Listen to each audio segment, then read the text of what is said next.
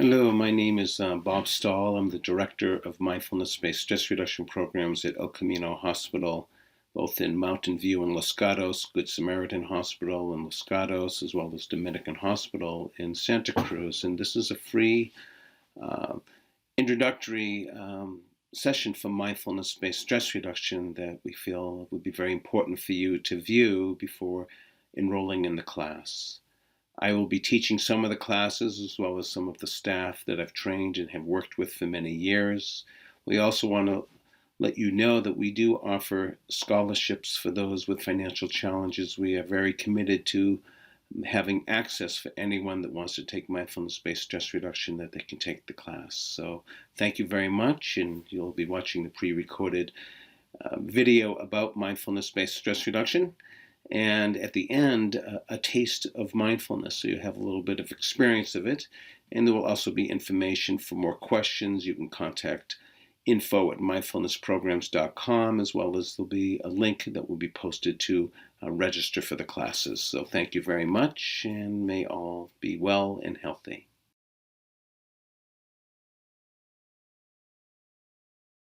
Mindfulness meditation is a specific practice on learning to become more present in our day-to-day and moment-to-moment life.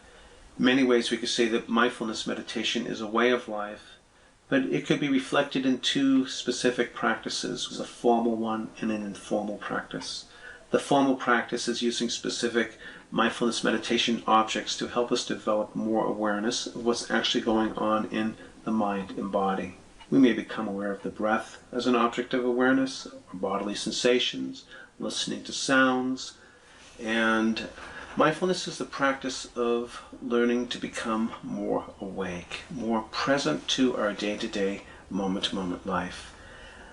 Mindfulness is a bit different than other meditative traditions in that we don't use mantras or visualizations, but we focus our attention into the present moment. Sometimes we may focus with the breath, other times bodily sensations, perhaps at times thoughts, emotions, observing, if you will, the changing nature of our mind states and our body states. So we don't use mantras to any degree or visualizations. It's about really feeling into this own body-mind.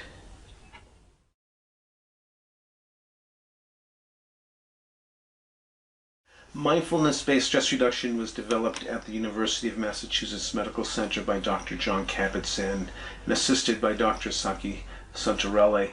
And this program was developed in 1979 by Jon Kabat-Zinn.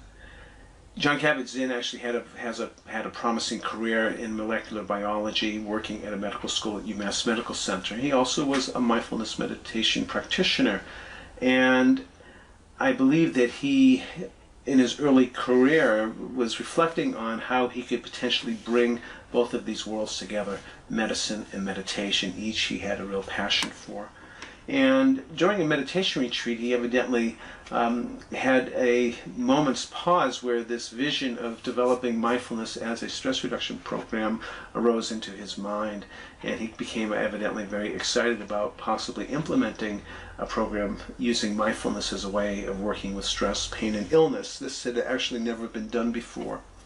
He went back to UMass Medical Center and contacted his colleagues and proposed a pilot project of starting mindfulness-based stress reduction programs at UMass Medical Center in Worcester. And at the time, his colleagues were very thrilled and gave him support, and Dr. Kabat-Zinn actually requested physicians to please send to him their most difficult patients, chronic pain patients, anxiety patients, and begin a mindfulness-based stress reduction program. John, also coming from a scientific family and a science background, also has the unique capabilities of also studying and analyzing the data that he compiled while working in the mindfulness-based stress reduction program, and began to study various populations, including people that lived with chronic pain that went through his program, people that had anxiety and panic disorders, and many other conditions, and began to accumulate data and begin to publish articles that were published in major medical journals.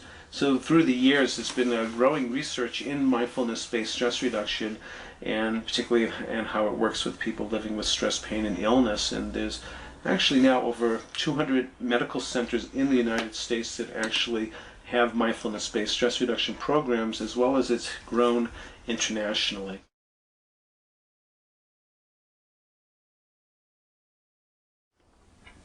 Generally, in each class in mindfulness-based stress reduction, we begin with a guided meditation, and then we often introduce a form of mindful movement. And we generally introduce, over the 8-week period, 3 forms of mindful movement. We introduce mindful yoga, or mindful walking, or mindful qigong.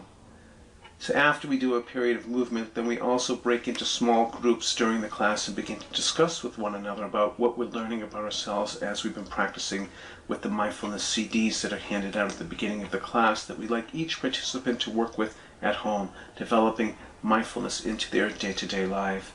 And then we take a break, of course, and then we'll come back to a larger group and begin to discuss with one another about what we're learning and discovering about ourselves as we bring more of the lens of awareness, of mindfulness, to ourselves in our day-to-day life.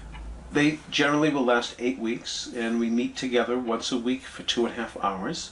And then often in the 6th week, we also will have an all-day session that is part of the 8-week program that's generally held on a Saturday or a Sunday from 9:30 to 4:30, where actually we make it a day of silence where we go very deep into the practices of mindfulness. Of course, the instructor will be giving some guided meditation, so there will be some talking with the instructor, but the participants will all be keeping silence so that we can go much more deeply into the practice. And the day is composed of alternating between periods of stillness, doing sitting meditation, and movement, whether it be walking, yoga, or qigong.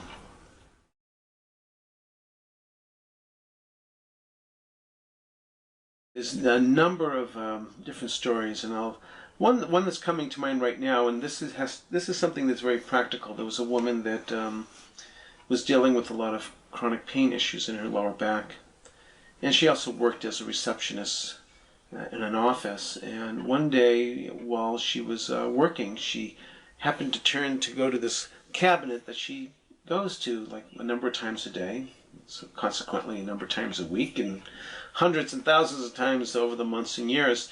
But as she was turning, all of a sudden she became aware that the way that she was turning was actually exacerbating her pain in her back that she never actually noticed before. Because in mindfulness training, we're really beginning to take a look not only in working with the formal practices of mindfulness with the CDs, but bringing our mindful awareness into our day-to-day life. When we're eating, know that we're eating. When we're moving, know that we're moving.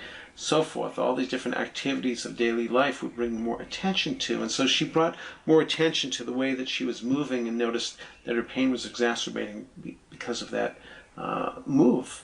And so she, upon realizing that, it was like a big light bulb went on, like, gosh, if I just have this cabinet change a certain position or change how I actually go and reach it, I'm going to be having a lot less pain. And thus began, due to this attentiveness, she was able to begin to decrease and not further exacerbate her chronic pain condition.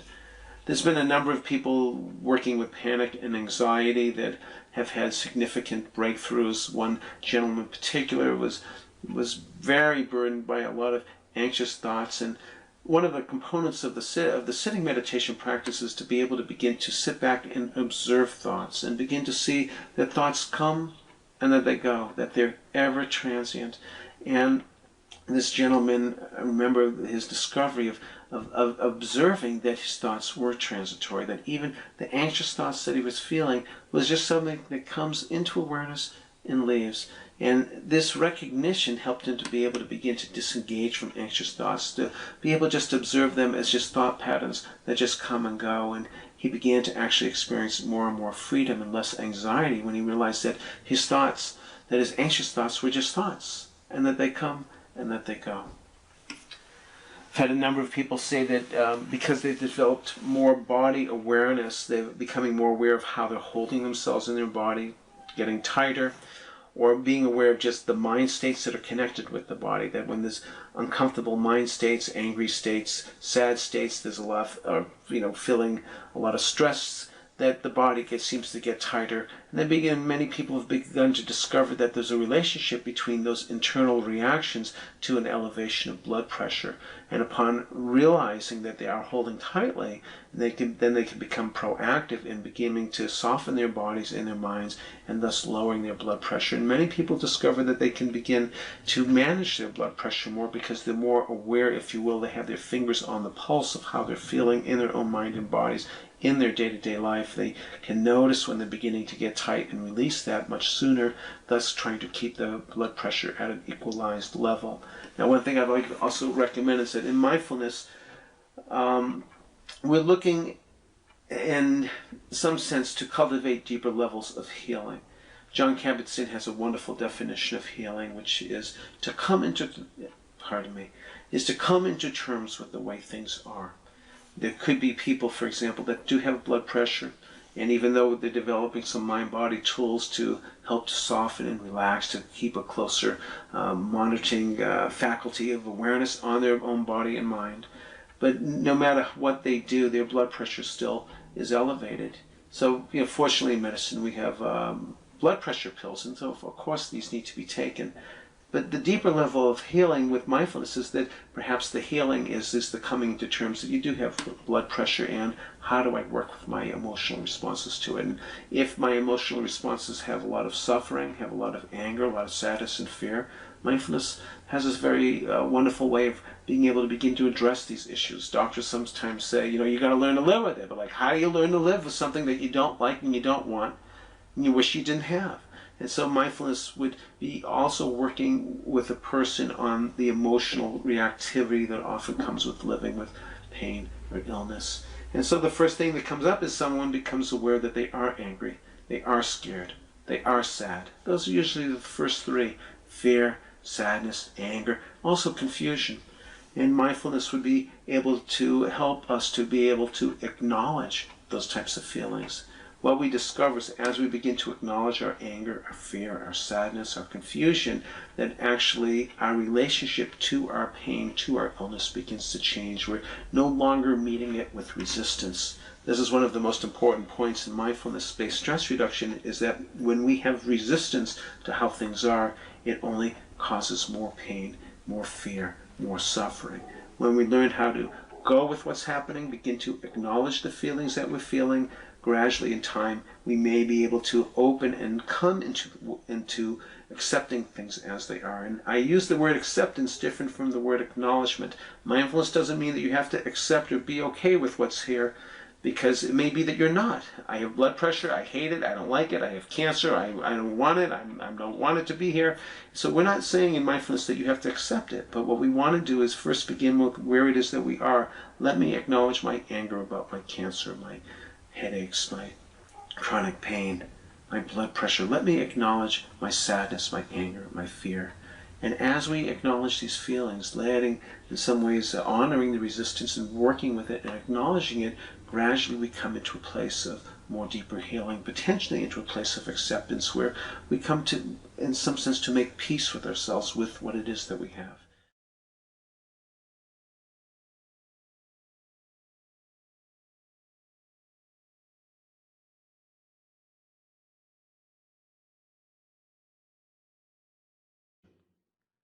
When we practice mindfulness meditation, it's important to know that we want to acknowledge whatever's arising into awareness and just let it be. So, please take a moment right now to congratulate yourself that you are dedicating some precious time for mindfulness meditation practice. May you know that this is an act of love. Gradually bring your attention to the present moment and begin to focus on your breath, breathing normally and naturally. You can place your awareness either at the tip of the nose or upon the abdomen. And if focusing at the tip of the nose, feel the touch of the air as you breathe in and out.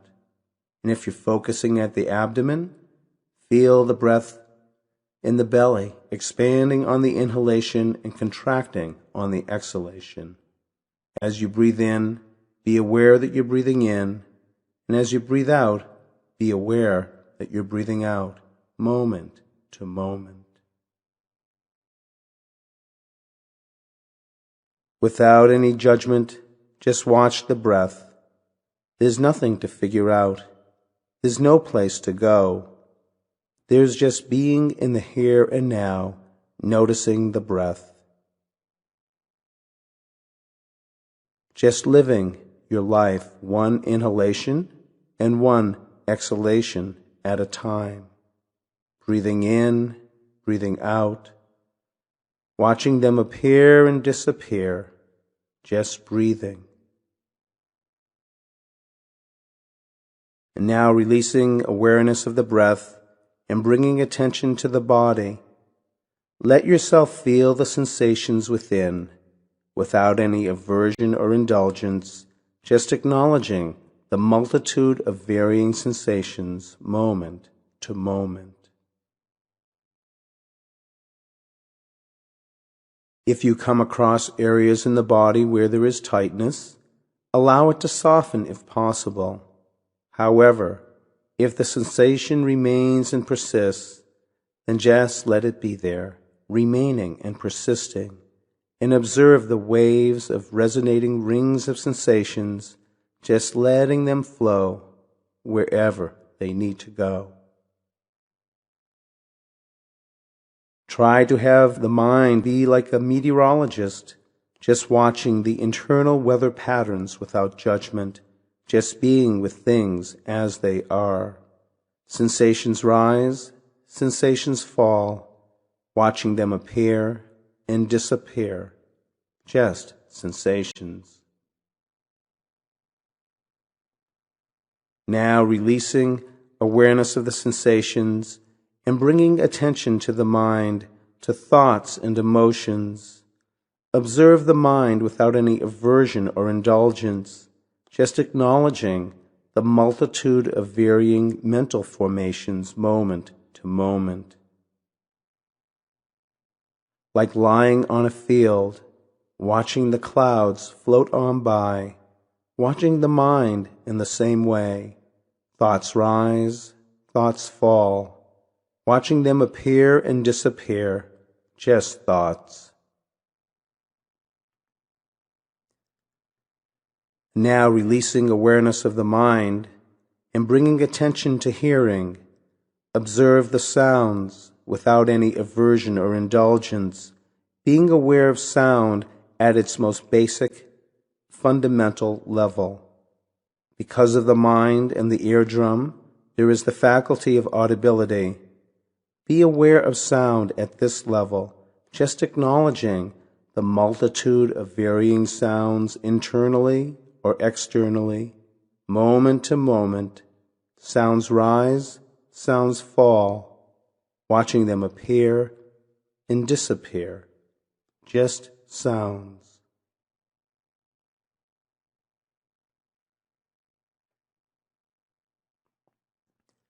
Now coming back to the breath and feeling the whole body as you breathe in and out.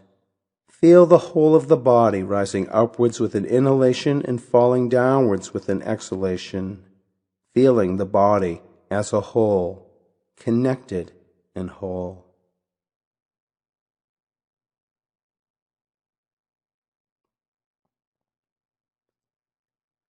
Again, congratulate yourself that you are dedicating some precious time right now for mindfulness meditation practice. May you know that this is an act of love.